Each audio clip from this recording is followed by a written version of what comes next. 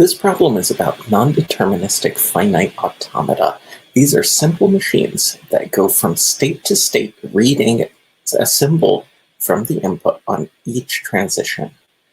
Now, with each transition being an arrow, we have to have a starting state, and we'll signify an accepting state with a double circle. We enter the starting state just at the start of the input. And for any input, we have to mark the label that one can follow. We'll use these arrow edges to say that, well, from that starting state, I can go to another state using and read a symbol 0. And then once I'm here, I can't go back. Going forward, I can read a 1, I can read a 0, and now this automaton with just these 4 states accepts no languages right now, but if I create a link to the accept state, then it accepts just the language that has one string in it, 0, 1, 0. Now there are 6 problems here. Strings of 0s and 1s that contain any of the substrings, 0, 1, 0, 0, 1, 1, 1, 1, 0, 0, and reading the second one as containing all of them.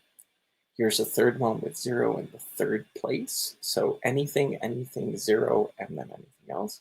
Here's 0 in the third from last place. So anything, as much of anything as you want, then 0, anything, roughly.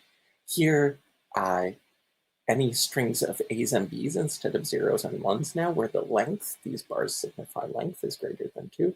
And here, any string that starts with an A has as many A's and B's in it as it wants, but then ends with a B. I'm not going to show all of these, but I'm going to show the first one, and I'm going to show this first one, and I'm going to show this one, and hopefully you can generalize from those.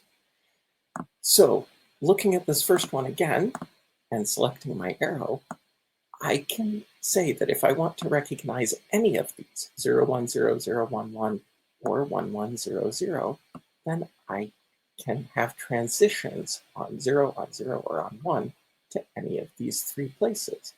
Again, with each of these, we're reading an input like that 0 on the transition.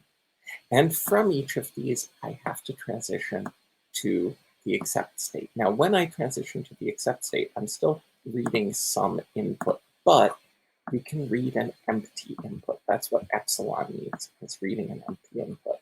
So from all of these, I'm reading no actual pieces of input on this final transition, and that's what the epsilon means.